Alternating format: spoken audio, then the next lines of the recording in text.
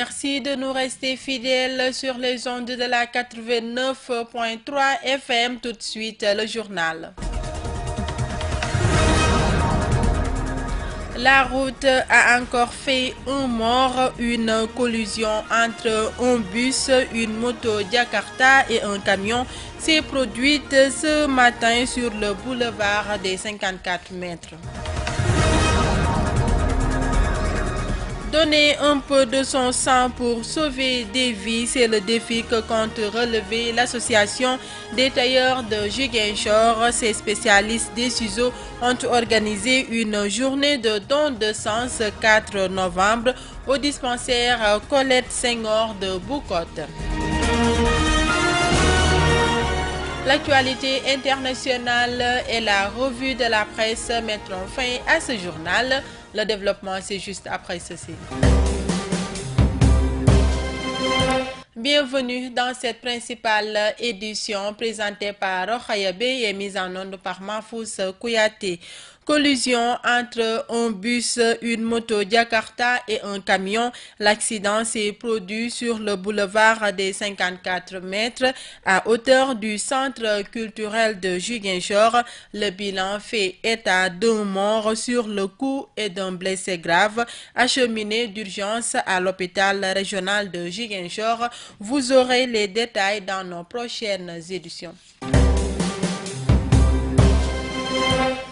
L'association des tailleurs de la commune de Ziguinchor a organisé une journée de don de sang au dispensaire Colette Senghor de Boucotte. Cette activité a vu la participation de nombreuses personnes venues accomplir ce geste qui sauve des vies. C'est un reportage de Mohamedou Salif Ndiaye. Nombreuses étaient les populations qui ont pris part à la journée de don de sang organisée par l'association des tailleurs de la commune de Ziguinchor. Ces dernières disent être conscientes du récurrent manque de sang auquel les hôpitaux sont confrontés. On sait que tous les hôpitaux manquent les gens en ont besoin, c'est pour sauver des vies. Parce que dans les hôpitaux, il y a à chaque fois les banques de sang. Il manque du sang dans les banques de sang. Je sais que si tu fais ça, peut-être que ce sera quelque chose qui pourra te servir lendemain, parce que qui sait demain où il sera. Peut-être que c'est toi qui feras un accident, ou bien c'est un de tes parents, ou bien un de tes amis.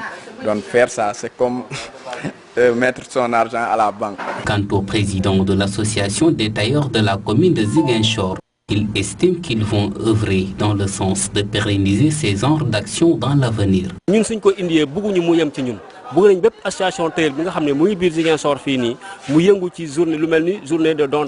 Nous voulons que cette journée de don de sang soit pérennisée dans l'avenir. Nous lançons un appel à l'endroit de tous les tailleurs à prendre part à ces genres d'actions.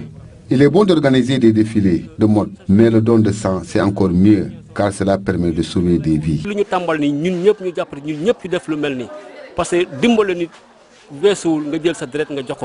C'est dans la foulée qu'un appel a été lancé à l'endroit de tous les Sénégalais de s'adonner à ce geste qui sauve des vies. Les responsables d'ACAPES Bignona comptent beaucoup sur le partenariat afin de pouvoir poursuivre l'œuvre sociale qu'ils ont démarrée depuis très longtemps.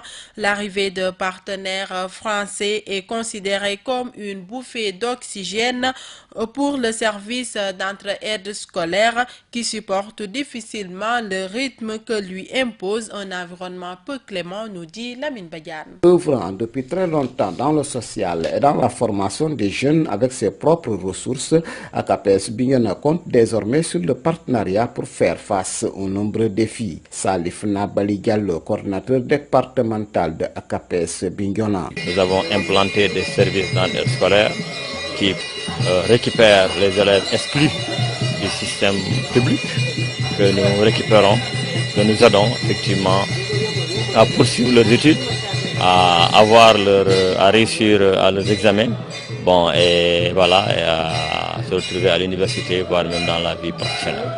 c'est bien heureux que nous trouvions vraiment quelqu'un qui nous accompagne, un partenaire stratégique qui nous accompagne. Les nombreux appels et le plaidoyer de certains amis, comme le directeur de l'aéroport du Cap Skirring, ont permis à la structure de nouer le contact avec les partenaires français qui sont venus pour la première fois voir d'abord, mais pas les mains vides. Yves Albarello, maire de Claire-Souilly en France. Et j'aime particulièrement les Sénégalais. J'ai décidé d'aider les enfants de Casamance. Alors, c'est grâce au commandant de l'aéroport de Cap Skirring, qui m'a fait part des difficultés de l'école de Bignona et qui m'a dit: je connais l'action que vous menez en Casamance et notamment à l'école Oikine, mais est-ce que vous pourriez penser un petit peu à Bignona? Et je lui ai dit oui, on va faire ce qu'il faut. C'est une première étape dans l'aide que nous pouvons apporter à cette école. Cette collaboration naissante crée un air de confiance chez les responsables de AKPS qui espèrent désormais pouvoir continuer l'œuvre de solidarité avec notamment la structure d'entraide scolaire qui est la plus connue du paquet de services offerts aux populations. GMS Bignona, Lamine Badiane. Restons toujours dans le département de Bignona, en marge des préparatifs de la ziara annuelle de Darul Khairi et Dar Salam Chérif. Le porte-parole de la famille chérifienne a plaidé pour le bitumage de la route qui relie cette cité religieuse à la route nationale numéro 5. Aussi, Chérif Boun Aïdara a transmis le souhait des populations de bénéficier de l'eau potable. Nous l'écoutons au micro de Lamine Badiane. La zone est fréquentée toute saison. Et tout ça, c'est dans le cadre de la promotion de l'islam, mais c'est aussi dans le cadre de la paix sociale de notre pays. Raison pour laquelle les autorités en chef ont compris que cette route est une priorité. Bien sûr, quand les gens arrivent en sécurité par la route, mais il faut qu'il y ait de l'eau potable. Imaginez que la zone ne dispose pas de forage, ça pose problème. Et aujourd'hui, on sait qu'il y a beaucoup de dangers en termes de santé, il y a beaucoup de menaces, voudrais-je dire.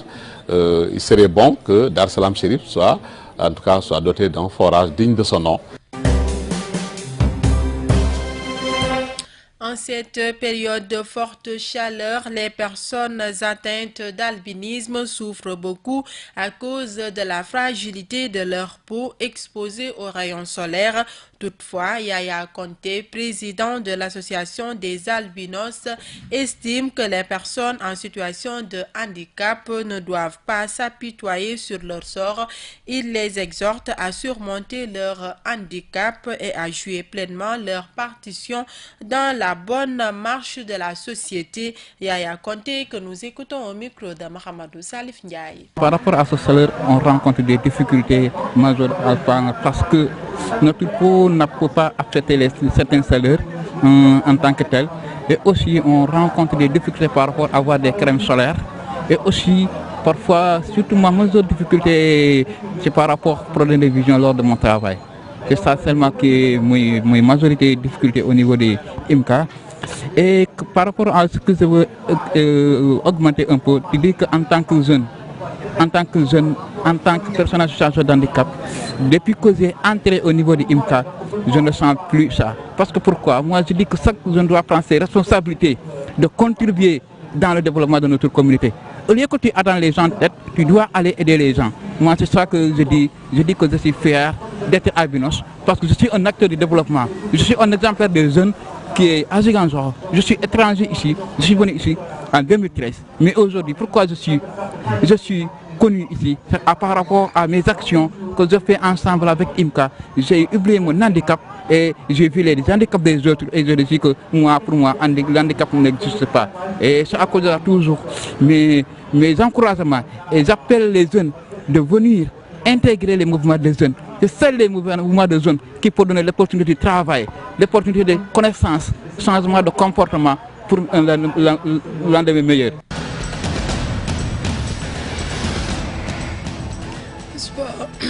Sport, dans ce 13h30, les demi-finales du tournoi international de Ziguinchor se jouent ce samedi.